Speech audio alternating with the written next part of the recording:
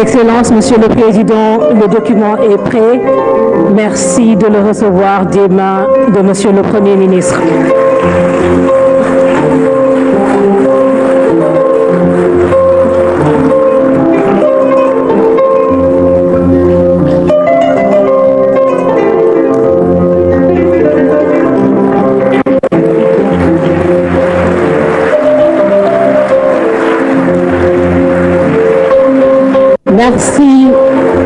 Merci beaucoup. Et nous allons à présent inviter son Excellence, Monsieur Bassirou Diomaye Diakhar Faye, à prononcer son discours officiel qui lance le référentiel, sa mise en œuvre. Merci donc de rester attentif au discours de son Excellence. Monsieur le Premier ministre, Mesdames, Messieurs les ministres et secrétaires d'État, Excellences, Mesdames, Messieurs les ambassadeurs et représentants du corps diplomatique, Mesdames, Messieurs les partenaires techniques et financiers, honorables élus territoriaux, notabilités religieuses et coutumières, Mesdames, Messieurs les représentants du secteur privé, de la société civile, des organisations d'agriculteurs, d'éleveurs, de pêcheurs, d'artisans, Mesdames, Messieurs les représentants des femmes et des jeunes, honorables représentants des forces vives de la nation, honorables invités en vos rangs et titres, mes chers compatriotes. Je voudrais avant tout propos exprimer ma compassion et ma solidarité aux populations riveraines du fleuve Sénégal qui ont été durement frappées par les inondations dues aux crues du fleuve éponyme. Mes chers compatriotes, je me rendrai dans la région de Kédougou pour apporter mon réconfort aux populations éplorées. Les 18 et 19 octobre 2024. D'ores et déjà, le ministère de la Famille et des Solidarités, accompagné du ministère de l'Intérieur et du ministre de l'Intérieur et de la Sécurité publique, sont dans la région au chevet des populations qui ont été touchées par ces inondations. Mes chers compatriotes, le 24 mars 2024, le peuple sénégalais souverain a décidé, dans un élan de responsabilité historique et patriotique, de m'élire à la tête de notre cher pays, le Sénégal. Ce choix sans précédent a consacré une volonté collective de rompre de haute lutte avec des pratiques d'un autre temps. Il a également consacré un projet politique inédit qui trouve sa source dans les valeurs séculaires de notre nation, bâties sur l'honneur et la dignité.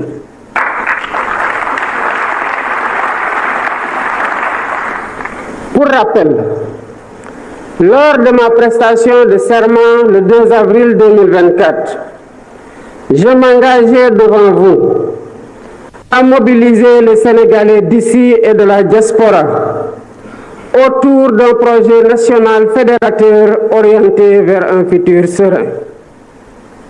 Dans ce sillage, j'ai impulsé la gouvernance publique autour du Djoubal et Djoubanti pour transcrire dans nos actes et discours de tous les jours la cause primordiale et la volonté sacrée du peuple sénégalais souverain. Dans cet esprit, J'ai demandé au Premier ministre, dès le premier Conseil des ministres, la finalisation d'un nouveau référentiel de la politique économique et sociale, ce qui s'est fait dans les 6 mois, malgré, il faut le souligner, le contexte très chargé lié à la gestion problématique de la continuité des pouvoirs publics après l'alternance. Aujourd'hui, 14 octobre 2024, nous partageons avec les différents segments du peuple sénégalais et la communauté internationale ce document stratégique qui pose les fondements d'une nouvelle ère pour notre pays. La vision Sénégal 2050, agenda national de transformation, révèle donc assurément la dynamique d'un pacte social national pour bâtir un Sénégal souverain, un Sénégal juste, un Sénégal prospère. Ce document traduit en profondeur notre ambition de dépasser les clivages et les défis et de réviser totalement les schémas classiques du passé qui entraînent une stagnation et une régression sociale inacceptable entretenue par une gouvernance de confort vigoureusement indexée et fortement rejetée par les populations. Les populations déterminées à changer inéluctablement leur sort. Avec le référentiel présenté et déployé, nous devons consolider durablement une nation solidaire, une nation résiliente et résolument ancrée dans la modernité, le progrès et le bien-être de chaque Sénégalaise et de chaque Sénégalais. Au demeurant, nous prenons date à partir d'un héritage lourd, marqué par une situation économique, budgétaire, financière et sociale extrêmement difficile et complexe, qui trouve des explications dans la mauvaise direction empruntée par notre pays dès les premières années de notre indépendance. Mesdames et messieurs, notre économie extravertie a été neutralisée par un modèle d'exploitation des matières premières sans valorisation ni transformation locale notable, laissant notre secteur privé national trop faible, une industrie en miniature et nos jeunes talents en quête d'opportunités désespérées, souvent poussés à chercher un avenir ailleurs. Ces choix généralement imposés ont non seulement limité notre potentiel de développement, mais ils ont aussi peu à peu dépossédé le pays de la maîtrise de son destin. Je ne saurais m'étendre outre mesure sur ce diagnostic inquiétant à première vue, mais qui ne doit pas nous décourager, ni étouffer ou nous figer.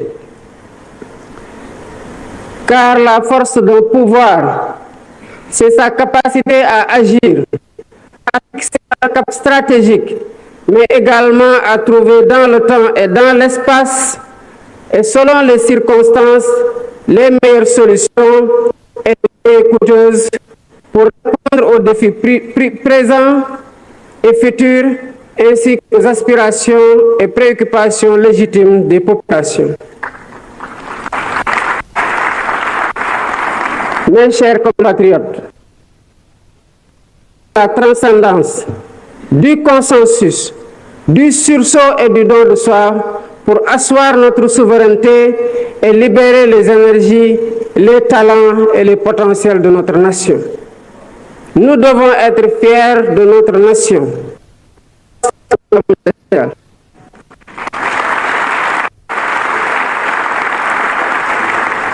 Nous sommes le Sénégal, un pays de courage. Nous sommes le Sénégal, un pays de résilience. Nous sommes le Sénégal, un pays de solidarité face à l'épreuve. Voilà pourquoi nous devons faire notre introspection individuelle et collective pour reprendre avec confiance notre destin en main et mettre notre Sénégal sur une trajectoire d'exigence, d'espérance, de performance et de progrès. C'est tout le sens et la pertinence de la vision Sénégal 2050. Cette nouvelle stratégie nationale de développement est une réponse innovante au défi de la transformation systémique du Sénégal. Elle repose sur une vision endogène claire, cohérente, ambitieuse et assumée. Cette feuille de route pour les 25 prochaines années, qui fait l'objet aujourd'hui d'un partage et le fruit d'une réflexion collective, est déclinée en stratégie quinquennale et décennale. Elle permettra d'ajuster et d'optimiser nos actions et efforts en temps réel. Ainsi, la transformation systémique du Sénégal repose sur 4 axes stratégiques déterminants. Le premier axe consiste à asseoir une économie compétitive, créatrice d'emplois. Nous visons à bâtir une économie diversifiée et résiliente, mais aussi inclusive. Cela passe par la valorisation de nos ressources naturelles, qu'elles soient agricoles, minières, pétrolières ou gazières, à travers une industrialisation ambitieuse. Nous intégrerons nos matières premières dans les chaînes de valeur mondiales et nous transformerons nos richesses sur place, en particulier grâce aux technologies numériques et artificielles. Le développement de pôles économiques viables associés à un cadre des affaires attractif contribuera à renforcer le secteur privé national et à diversifier notre économie.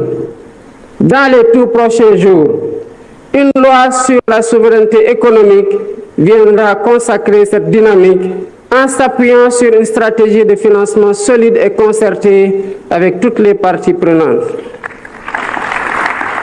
Le deuxième axe est celui de la durabilité et de l'aménagement du territoire. Notre développement ne sera viable que s'il respecte et préserve notre environnement. Nous avons le devoir de protéger notre biodiversité et de promouvoir l'économie circulaire pour que le Sénégal devienne un modèle en matière de gestion durable de ses ressources. En parallèle, l'aménagement équilibré de notre territoire sera assuré grâce à 6 grands corridors de développement qui désenclaveront les zones rurales et relieront les pôles de croissance. Nous veillerons à offrir à tous un accès équitable aux infrastructures essentielles, en particulier dans les régions les plus reculées. L'expansion des énergies renouvelables telles que le solaire et l'éolien jouera un rôle central dans la transition énergétique du Sénégal afin que nous puissions léguer aux générations futures un pays respectueux de son environnement et en phase avec les défis climatiques. Le troisième axe porte sur le renforcement du capital humain et sur l'équité sociale. L'investissement dans l'éducation, la formation et l'innovation sera au cœur de cette transformation. Nous mettrons en place une politique éducative de qualité pour tous, ainsi que des réformes visant à offrir à chaque Sénégalaise et à chaque Sénégalais des opportunités égales, quel que soit son lieu de résidence. La réforme foncière permettra une répartition des terres, tandis que le système de santé sera modernisé pour garantir à tous un accès équitable à des soins de qualité, en particulier dans les zones rurales. En outre, un système national d'assurance maladie sera instauré pour protéger chaque citoyen des aléas économiques et sociaux, réduisant ainsi les inégalités. Le Sénégal de 2050 sera porté par une jeunesse compétente, dynamique et préparée pour aux défis du monde moderne. Ce capital humain de qualité sera l'un des piliers de notre compétitivité économique. Le quatrième axe concerne la bonne gouvernance et l'engagement africain. La refonte de nos institutions est indispensable pour servir au mieux les aspirations de notre peuple. Nous combattrons durement la corruption et nous réformerons l'administration pour en faire un levier puissant au service du développement. Ce processus de gouvernance renforcée garantira une gestion rigoureuse de nos ressources, assurant que chaque action entreprise contribue à l'atteinte de nos objectifs collectifs. Notre engagement panafricain sera également réaffirmé avec un renforcement de la coopération avec nos pays frères. Convaincu que l'avenir de notre continent repose sur l'intégration régionale et la solidarité, le Sénégal jouera un rôle leader sur le plan africain, notamment dans les domaines de la sécurité, de l'innovation technologique et de la gouvernance démocratique. Ensemble, avec les pays frères de la sous-région, nous œuvrerons pour une Afrique unie, souveraine et prospère, capable de relever les défis communs et de se positionner comme un acteur majeur sur la scène internationale. Mesdames et Messieurs, cet agenda de transformation qui va préciser dans ses déclinaisons temporelles le chiffrage des programmes et projets symbolise le redressement du pays et l'accélération de son développement endogène et durable porté par des territoires attractifs et compétitifs car accompagnés par l'État selon le principe de subsidiarité. Cet agenda d'espoir et de mobilisation ne se limite pas à des mesures économiques. Il illustre surtout la volonté de renforcer la cohésion nationale, de réduire les inégalités et de garantir à chaque citoyen une place dans le Sénégal du futur qui se dessine et que nous bâtissons avec détermination. Il s'agit d'un projet collectif, au-delà des clivages politiques, qui appelle l'engagement de chaque Sénégalaise et de chaque Sénégalais. D'où mon attachement particulier à son appropriation, à son enrichissement et à sa vulgarisation par une communication adaptée auprès de toutes les forces vives de la nation. L'agenda 2050 s'adresse autant aux Sénégalais d'aujourd'hui qu'aux générations futures. C'est une vision pour un Sénégal qui n'aspire pas seulement à participer au monde de demain, mais à y jouer un rôle majeur, à être un acteur de premier plan dans la sous-région et un modèle de développement pour l'Afrique.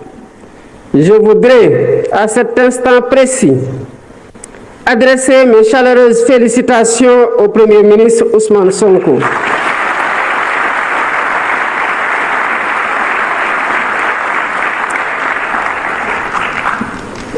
Il a mené de main de maître avec l'ensemble du gouvernement, les services de l'État et les experts nationaux du public et du privé associés ce travail de conception exceptionnel d'une rare pertinence qui démontre la qualité du capital humain national. Mes chers compatriotes, notre volonté ne pourra être complète que si nous avons les moyens de notre autonomie économique, monétaire, énergétique, alimentaire, mais aussi sociale et culturelle. Le chemin que nous empruntons est exigeant, mais il est le seul à même de garantir notre succès durable. Les citoyens doivent être exigeants envers les gouvernants, mais chaque citoyen doit aussi être exigeant avec soi-même dans son apport personnel dans l'œuvre de construction nationale. C'est ainsi qu'ensemble, comme un seul peuple, poursuivant le même but et animés de la même foi en notre progrès, nous construirons un Sénégal plus fort, un Sénégal plus juste, un Sénégal plus prospère. Vive le Sénégal souverain. Je vous remercie de votre aimable attention.